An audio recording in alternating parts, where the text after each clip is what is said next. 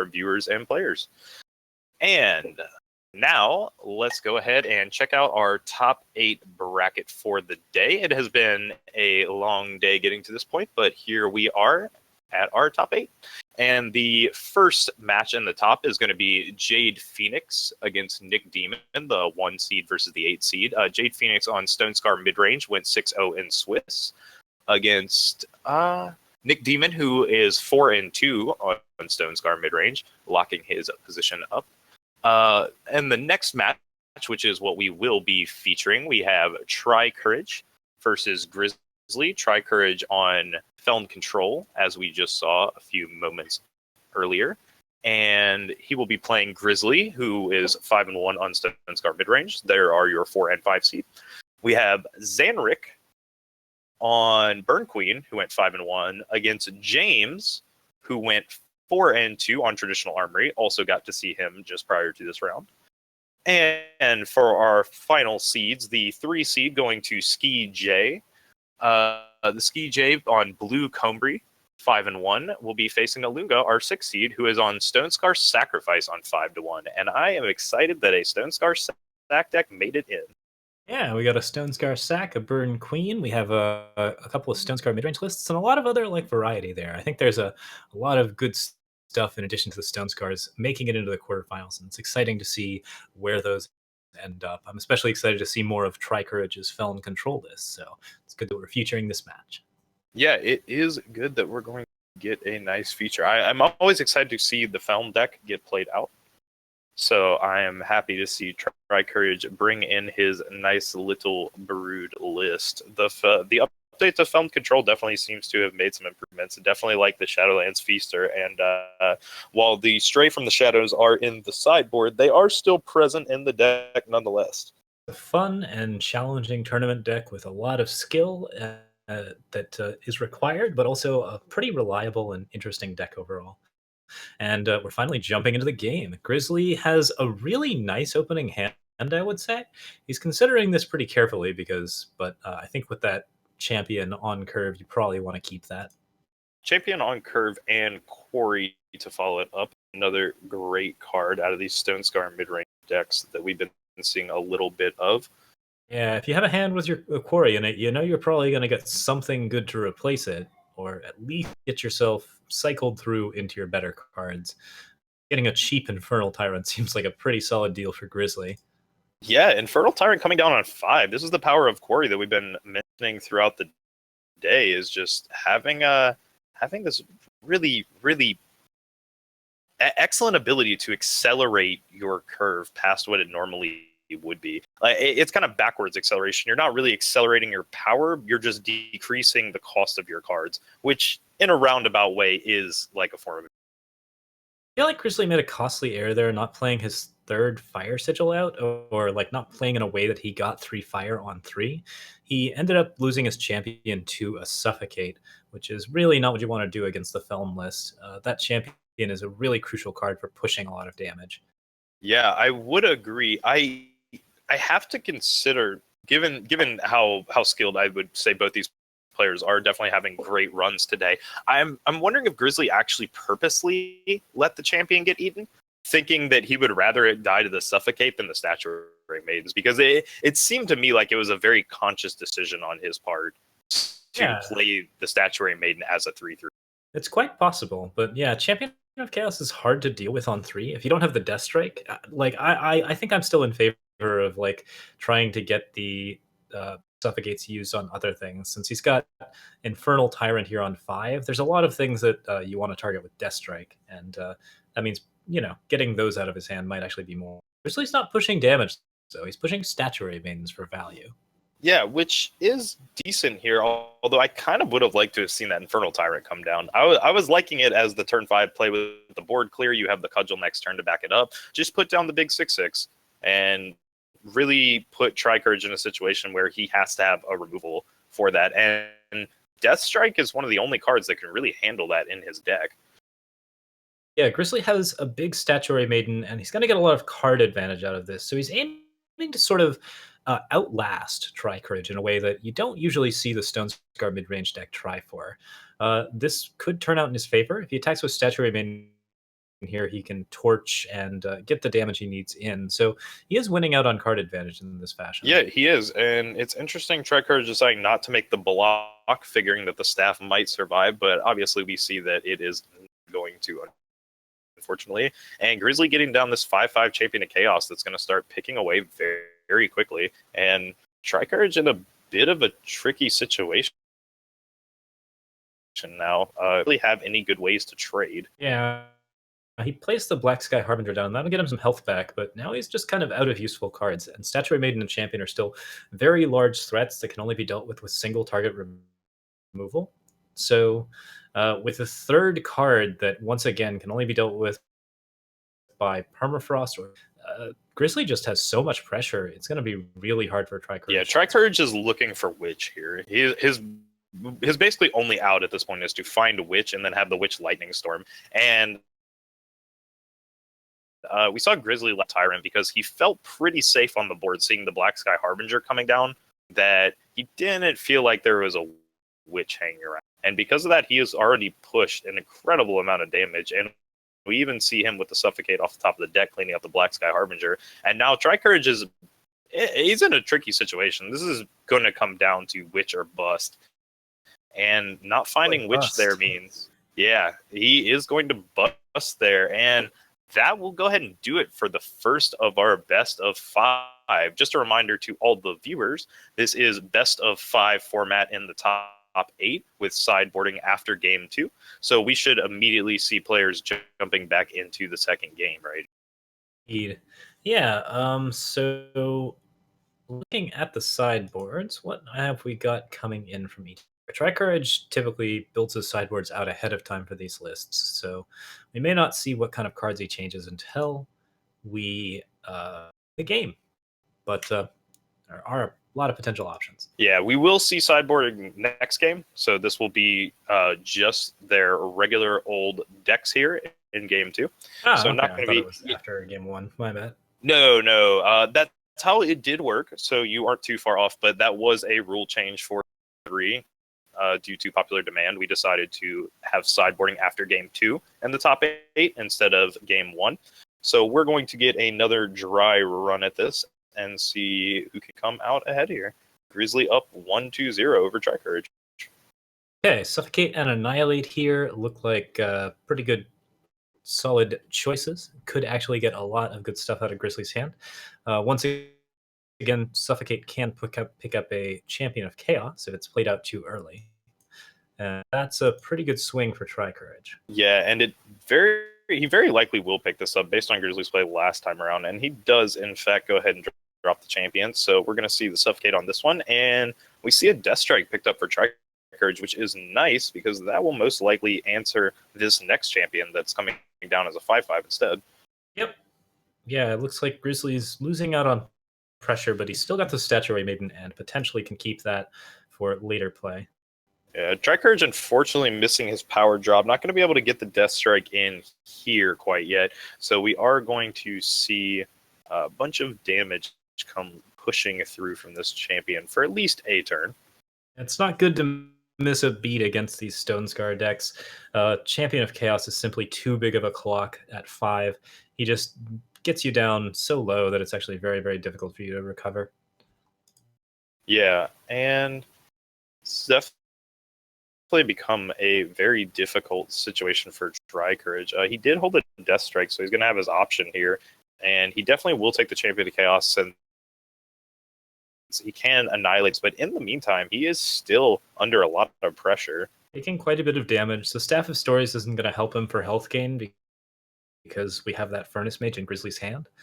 And looks like he's just going to have to sit tight this turn. And this is not going to go out particularly well for him. Yeah, we see the Annihilate come in and the Champion of Chaos to respond. And Tricourage, again, still just does not have enough answers here. Yeah, that is the third Champion of Chaos out from Grizzly here. So really putting a lot of pressure on Tricourage. Champion of Chaos is probably the best card in the Stone Scar mid-range deck. Like, just in terms of like overall just pressure that you can generate, if you can get a lot of those champions, that's going to be a really, really strong reward for going so heavily into this hybrid style. as such, like drawing three of them, not good times for Tri-Courage, especially when you're still just hunting for. Yeah, and fortunately for him, he does find the permafrost. But the downside of this is that while Tricourage still has not found anywhere near 6 power, this Umbran Reaper probably become a real threat.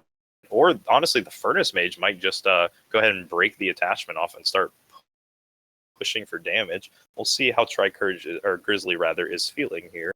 Yeah, Furnace Maging the champion certainly does seem like a good idea here, since there's so much damage pushed out of that. That puts Tri-Courage in Obliterate and Flame Blast range. It makes it very, very hard for him to recover. And of course, unless he draws a Death Strike or a Permafrost again, this is just a really difficult board to conquer. Yeah, and if he can push any damage through on the next turn, that should just do it. And Tricourage really doesn't look like he's going to have basically anything to follow up with. He's definitely taking 4 at this point next turn, maybe 3 if he double blocks. But the Furnace Mage, him or herself, is that a him? Actually, sure. So. Hey, himself. Either way, we'll just go with it for now. We'll put in 4. So yeah. Yeah, and Tricourage, writing on the wall, knowing that the A space is lethal, will decide to cash out early.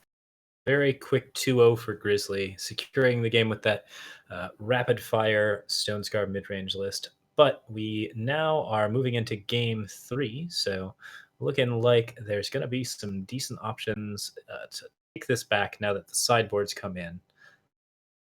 Yeah, hopefully the Felon player, Tricourage, will be able, with his sideboard, to get a couple games back. Let's go ahead. I know I had him pulled up earlier. Let's go ahead and pull his list back up. See what he's got going on. He's got 2 Sabotages, an Annihilate, 2 Backlashes, 2 Feeding Times, a Staff of Stories, 2 Stray into Shadow, 1 Celestial Omen, 2 Azendal's Gift, a Snow Crush Animist, and the Last Word. Curious if those Stray into Shadows are going to stay. They don't work very well against Champion of Chaos, but they do enable you to like at least Avara's favorite down or hit it with a Lightning Storm or something along those lines. So, and that kind of mass removal can be useful against other cards in the deck, like Cabal Countess and Argentport Instigator, if not Impending Doom.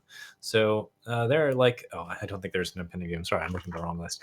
But yeah, like it looks like lots of cards that could potentially come in. You just want to get better control over the board and better answers to the champions of chaos and the many multicolored nasty cards in the mid-range. Yeah, absolutely. I have to assume that the Strays will come in. They do have a hard time sometimes cleaning up Champion of Chaos once they're fully online, but as a 3/3 or a 4/4, they can easily be handled, as well as any of the early game units if the Stone Scar deck is playing Argentport Instigators, which a lot of them are. Cabal Countess, another important one you noted, as well as just being able to clean up Statuary Maiden. Yep, being able to wipe a Statuary Maiden is probably the best reason to keep Stray into Shadow. And yeah, I think like with most of the stuff either at 5 health or 4 health, Stray into Shadow is not terrible, but you do have a lot of stuff at that 5 and 6 health mark, which makes Stray into Shadow less useful than a Harsh Roll in these particular situations. You can't get Infernal Tyrant with it, you can't get Steward of the Past, and you can't get Champion of Chaos. And with all of those things potentially left alive after a board wipe, that could be pretty scary.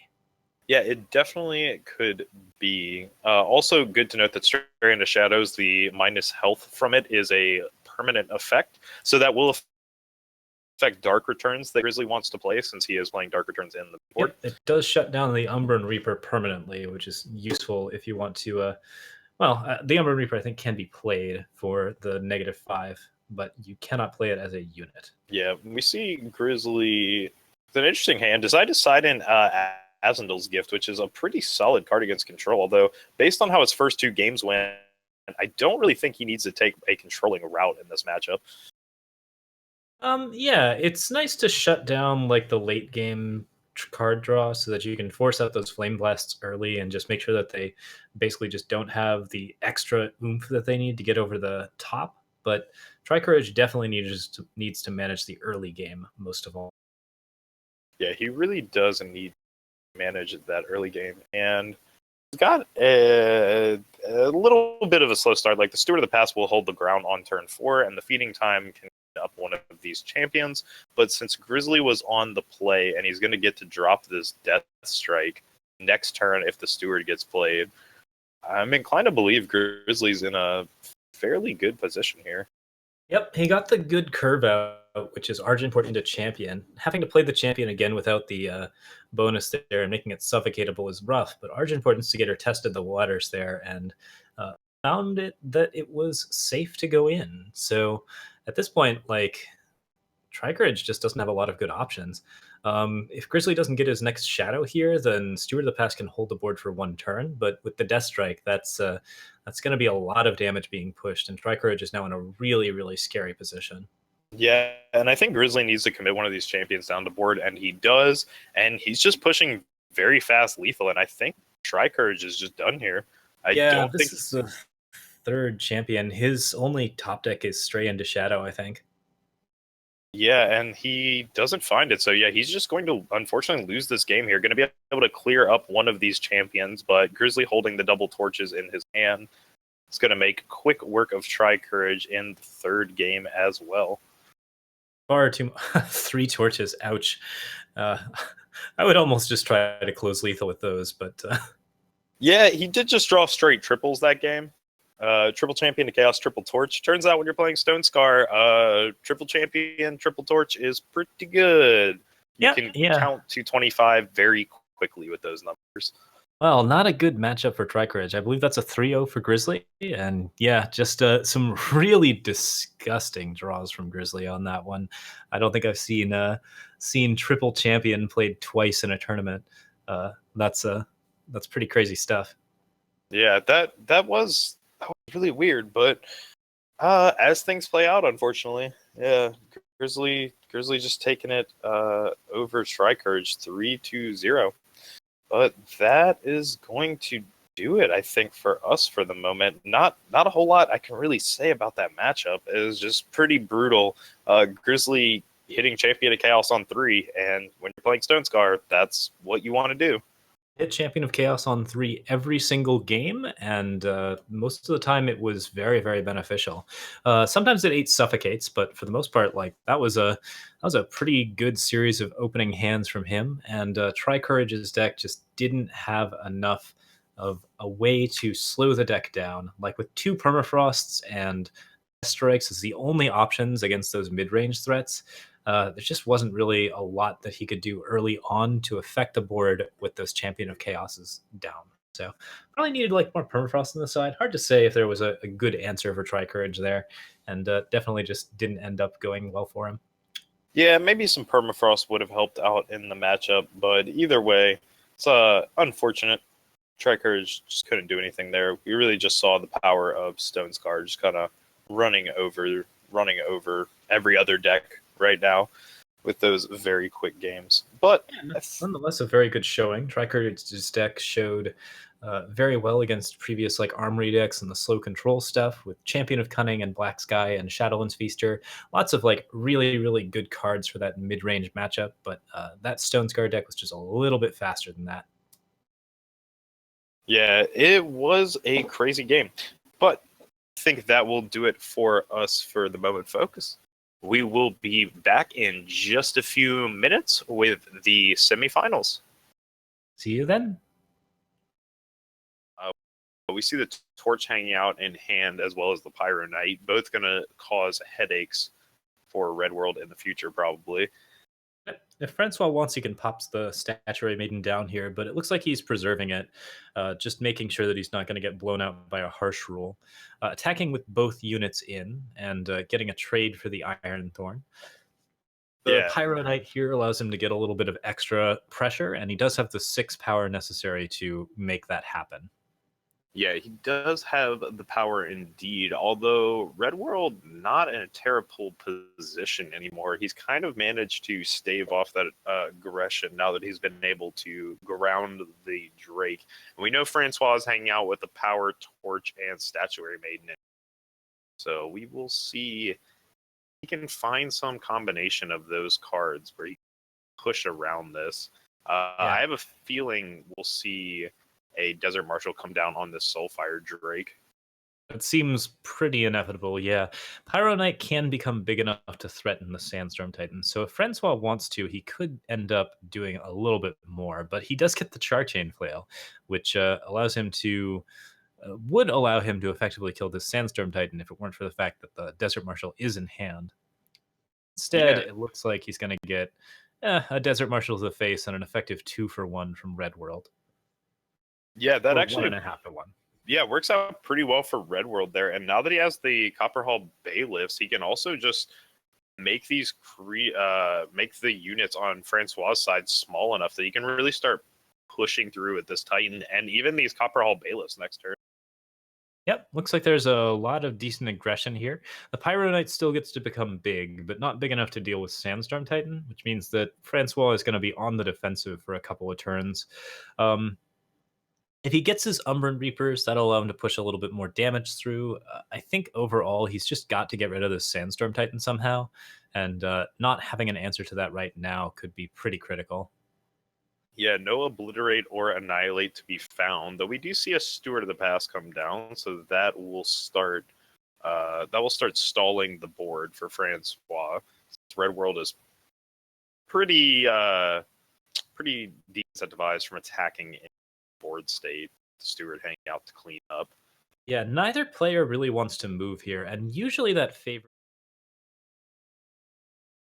Hello and welcome back, everyone. From that very short break, we are actually going to jump into another quarterfinals game here. We have Nick Demon on Stone Scar midrange against Jade Phoenix, also on Stone Scar midrange. And Jade Phoenix is currently leading the series 2-0. So let's see if Nick Demon, after the sideboarding, can make a bit of a comeback here. It's quite possible. He's played so far a Stone Scar banner into a Seed of Chaos into another Seed of Chaos, getting him a 5/5 champion on turn 3, which is always a nasty, nasty customer. It's hard to say if Jade Phoenix will have an answer for this, but if he doesn't, that's a lot of pressure. Yeah, it's certainly a lot of pressure coming out, and he does have a Steward of the Past, though Nick Demon will have the option to clear that with the Death Strike. Alternatively, he could just clear by attacking with the champion himself. Not necessarily an awful play, but Yeah. Nick Demon probably wants to preserve that Champion of Chaos. And it looks like he might just push for the damage here. Swinging for 5 is definitely a possibility. He's actually going to stay put. So playing defensively against the other Stone Scar mid-range deck, I don't like it when that happens, but I think that maybe this will be okay here. He does get to preserve champion and use Death Strike next turn. Yeah, this is true. He gets the Death Strike now. Ooh, and picking up Annihilate here, this is actually pretty sweet since he will be able to take care of the Steward of the Past next turn for a much reduced cost compared to the Death Strike. And he does have the Death Strike here for the Saturday Maiden, so it looks like Nick ended up playing this out pretty well, getting in a bit of damage and has two very big threats on the board. Yeah, even though Nick is playing fairly defensively, what is going on here is what Jade is doing is even more defensive. We have Statuary Maiden and Steward, and these are both like plays that are sharply indicating that Jade doesn't have removal, or at least is unwilling to play it so far. So Nick can pressure in with that impending doom pretty easily. Yeah, and Jade finally getting in for a little bit of damage here with the Steward of the Past, indicating he's got a follow-up, at least Steward of the Past. Maybe a Death Strike, but no, yep, just a follow-up Steward of the Past. So we will see probably that one get picked away with this Annihilate here. Probably see some combination of like Caleb's favor, Vara's favor, Annihilate this turn. Probably all three if you want to. Caleb's favor at the very least is important for getting Infernal Tyrant out next turn, and he can save the Vara's favor if he feels there's a threat like a Cabal Countess that might end up happening, but there's only 2 of those in Jade Phoenix's deck, and they may have been cited out at this point. Yeah, and Nick Demon looks like he's pushed pretty well here. I kind of like this too, getting the Vara's favor in. So he's put Jade Phoenix in an awkward situation here where Jade now needs to find an answer to this big ol' flying impending doom because it has created a lethal clock for him. Yep. And Champion of Chaos is also still a problem. Like, it will get blocked by Steward, but that's with the Annihilate, that's lethal. So I think that even if Jade Phoenix has a Death Strike in hand, there's not a way for him I don't think there's any possible hand combination that allows him to deal with both of these units simultaneously. Annihilate Torch Torch is the only one that I can. Yeah, it would need to be Annihilate Torch Torch, which is a very specific set of answers. We'll see how much of that he's got here, although I suspect he had the Annihilate, but yeah, not the two torches to follow. So we will see Nick Demon picking up a game there, bringing the series back to 1-2, and on the brink of elimination, he starts to claw his way back. Let's see if he can get it in the game 4, bring this back to 2-2. Indeed. So Nick's deck called Shadow Flame, pretty cute. I like Obliterates here. I like Steward. There's a lot of decent stuff in the deck, and like this matchup could be a bit of a coin toss since we're seeing mid range versus mid range, but it's going to be dependent on the variation between these two cards and also who gets their champions first.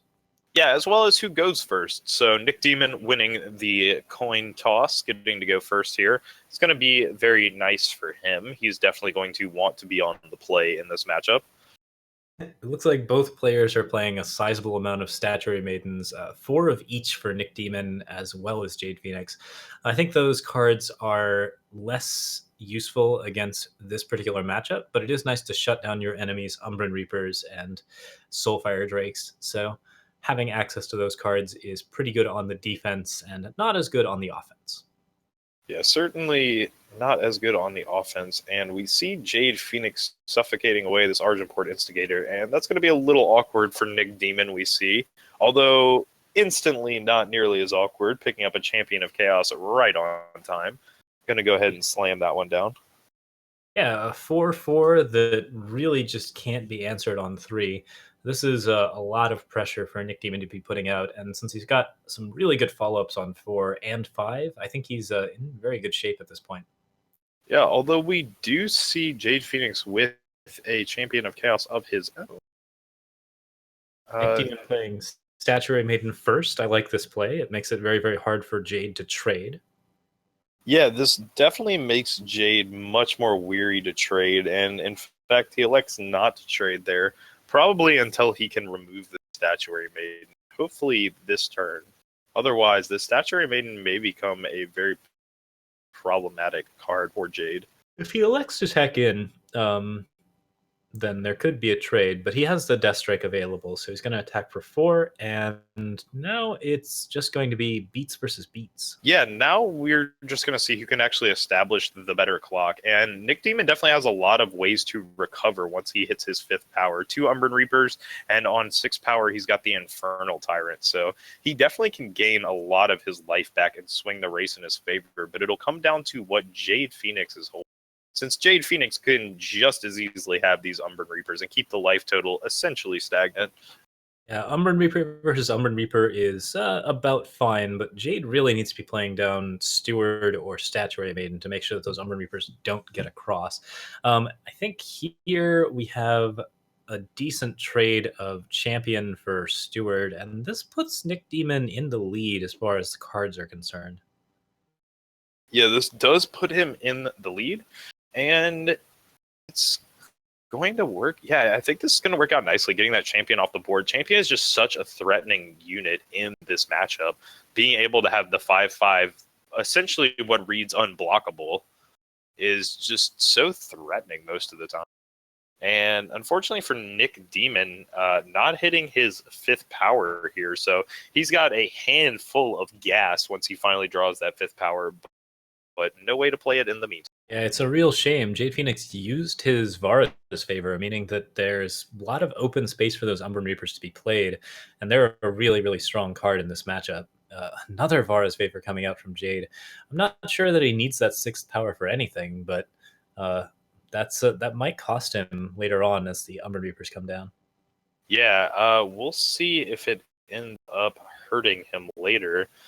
And I imagine if you're Nick Demon, you're going to push here, yeah. And this will get traded into the Statuary Maiden, and we'll probably see a Cudgel come out on the Argenport Instigator next turn. Yeah, at this point, Jade is slightly ahead on tempo. You can put a single Cudgel on top of the 3/3 to make a 5 damage happen. And that, combined with the Argenport's ping, puts him in a pretty good place, although they're fairly even. Treachery here gets any number of good targets and also reduces the clock even further. Yeah, the clock will be actually it will be the same since the Argenport Instigator would have only hit for 5, still would have been a 3-turn, but now it's relevant since this pushes 1 extra damage, and anything that has 5 attack can pressure ring. Okay, Argenport Instigator, the last card in Phoenix's hand is a Cudgel, so he's got 5 even for the next 2 turns, but Nick Demon has hit his 5th power, and so the next Umbran Reaper is going to be coming down. Yeah, and this Umbran Reaper is going to be very hard for Jade Phoenix to deal with. He's going to need some sort of removal and more than likely some sort of Statuary Maiden or Steward of the Past on board to silence it, keep that effect from going off. And if I'm Nick Demon, I think I'm okay trading this here. Like I think It's not a bad idea. Getting yourself up to 15 is pretty reasonable. It's a pity that the Cudgel wasn't put on it. That would be a really easy trade. This looks a little bit uglier because you kind of want to push in for lethal, but you also don't really want to be that low on health. yeah, and since these decks are both mid-range decks, there's not a lot of push here out of either of the decks outside of things like the Umbran Reaper. So I feel like if you're Nick Demon, you definitely take this block here, and it looks like he will. What sort of look like there might have been like a fast spell there for a second. It's the safe play. It slows down his aggro a little bit, but he's now guaranteed to win against almost every top deck. Yeah, because now he just gets the Infernal Tyrant down here, has this big 6/6 that demands an answer, and if Jade Phoenix can mount an answer to this, it's very unlikely that he'll also have an answer to the Soulfire Drake that will be coming down next turn. I like playing it this way. This way you don't actually get to cannibalize the Soulfire Drake, which is something that you probably wouldn't want to do when you have 2 really big threats that can push across for lethal. No, he would much rather put him in this situation, and he will end up taking it. So Nick Demon getting another game. So now the players are tied up at 2 games apiece. And Anybody's round now. yeah, it really is anybody's game at this point. Like, we're going to go down into what essentially is a best of 1 right here with some sideboard cards in. All right, so yeah, Jade Phoenix looking good. Looks like we're ready to go right into game 5. No sideboard changes, no final fixes. Everyone's already set in their path, and it's just a matter of what kind of cards they're going to play and how well they play them. Yeah, absolutely. Nick Demon not particularly happy with that hand, although it wasn't terrible. This hand probably a little bit more what he was looking for. Definitely got the right removal and also able to hit all of his power on curve. Early Argenport plus a little bit of removal and everything on curve. That's about the best that you can ask for in a hand. It's no 3 Champion of Chaos on curve, but it's still really strong. So we'll see if Nick gets any sort of use out of that. Who's going first in this particular one? I believe it's Nick. Yeah, after Jade mulls, it should be Nick. So Nick, once again, having an advantage being able to go first. Definitely a key part of the Stone Scar matchups. It helps a little bit, certainly. Like sometimes it's nice to have more cards and more threats, but this time around, I think that Argenport Instigator on 2 is definitely something where you want that kind of pressure. If you're playing like on the draw, then you're more likely to be trying to get a decent amount of removal and Statuary Maidens and the like, and play those out. Yeah, and Nick Demon right here trying to feel out Jade Phoenix, trying to figure out if he has the torch here. And we'll see right here with the favor on top of his face if he had it. And he actually did not have the torch. So could have gotten in the Argenport Instigator, but Nick Demon electing to take the safer route here. Yeah, this does like sort of deny you some damage, and the advantage here would be that you can play Champion of Chaos if you draw it. But I think that overall, Nick probably wants to play out his Argenport Instigator if he can. He's not Yeah, going to do it this time. He's going to throw his Vara's Favor as well, so he can get to Impending Doom and then some sort of 5-drop faster. Yeah, I think honestly he played the Vara's favor there. That way he has the Impending Doom or Death Strike for next turn, since he wouldn't have had the Shadow Sigil to play it otherwise. A double influence is pretty relevant. So at this point, we have a champion of chaos that's completely just depleted, not actually doing what it needs to do, but it's not suffocateable. So at the moment, it's not a big threat. Yeah, it's not particularly a big threat, and Nick Demon pretty comfortable dropping this Impending Doom into block, since he recognizes that the Overwhelm instead of the Deadly would be the one ability gained here. I have to assume that there's a Var's favor on Jade is holding, or a Torch to go ahead and back this up. It's still a trade you want. Impending Doom does damage to you over time, and it's probably going to get removed by some other situation. If you're trading a card for a card here, that's probably just fine, especially when that card is Champion of Chaos. And Yeah, get much scarier as the game goes on. I completely agree. I think getting Champion of Chaos off the board is certainly worth the Impending Doom. Okay, so there's either a double Instigator or an Impending Doom here, and I think Impending Doom looks just fine. Instigators could draw the Annihilates, but yeah, this line of play definitely gets the most damage out and the most pressure. Yeah, and it'll be interesting to see what Jade can respond with, and we do see him coming up with an Umbran Reaper, so a decent response nonetheless. We're going to see an Instigator come down before this Annihilate gets put into the Umbran Reaper, and then I like Nick, that, the tension, yep. Yep, Nick pushing some damage, and yeah, it is good to get that. Good to get the Argenport Instigator in play first. Make sure you ping them for the extra damage, and 3-point matters. yeah, now Jade's behind a little bit actually for not the first time we have seen him behind, but Yeah, I think Nick has a decent chance of taking this with that Soulfire Drake in hand.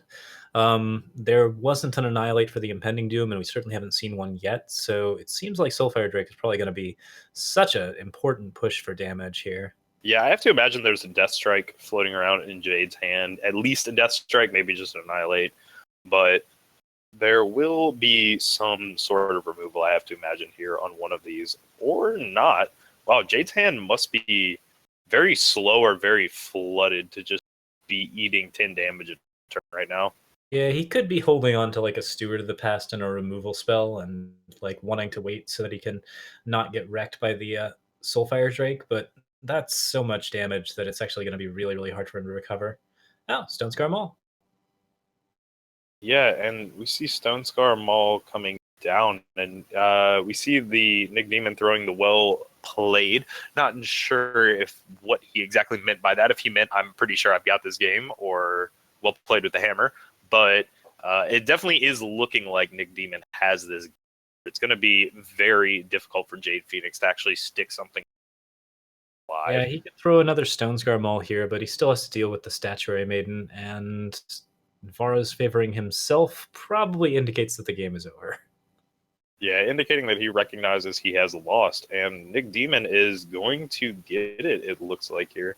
Let's see the attack go through for the guaranteed.